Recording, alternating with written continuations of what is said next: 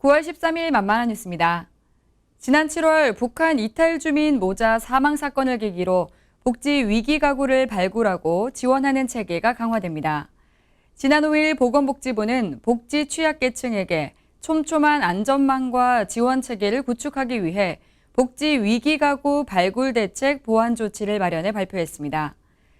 지난 2014년 송파 세 모녀의 안타까운 죽음과 지난해 발생한 증평 모녀 사망 사건 이후 정부는 사각지대 지원을 위한 다양한 노력을 기울여 왔지만 지난 7월 서울 관악구에서 발생한 북한 이탈 주민 모자 사망 사건은 복지 사각지대 지원을 위해 우리 사회에 더 많은 관심과 지원이 필요함을 드러냈습니다.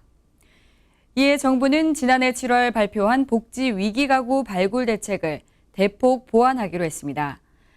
먼저 사회보장 급여가 필요한 국민이 신청주의의 벽에 부딪혀 법률에 보장된 수급의 권리를 포기하지 않도록 급여 신청의 장벽을 완화해 나갑니다.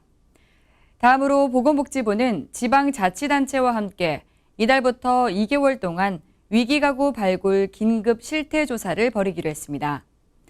또한 전국 읍면동에 찾아가는 보건복지팀 설치를 2021년까지 1년 앞당겨 완료하고 사회복지 간호직 공무원 15,500명을 확충해 읍면동에 배치하기로 했습니다.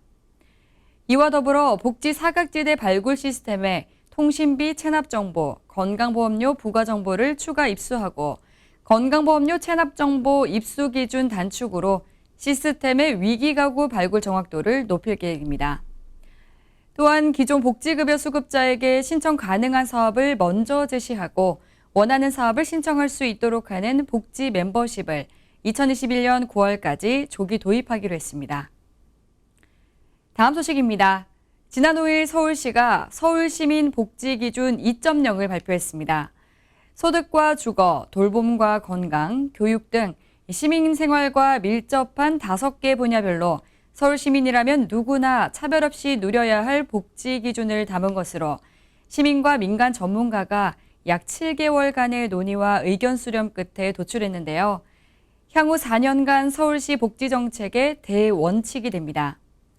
서울시민 복지기준 2.0을 구체적인 정책을 통해 실현하기 위해 서울시는 각 분야별 복지 기준을 달성하기 위한 핵심 전략 목표를 설정하고 이를 평가하기 위한 성과 지표도 함께 제시했습니다.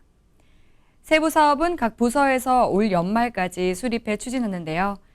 한편 서울시는 지난 5일 열린 제20회 사회복지의 날 기념 2019 서울 사회복지대회에서 이런 내용의 서울시민 복지기준 2.0을 발표했습니다.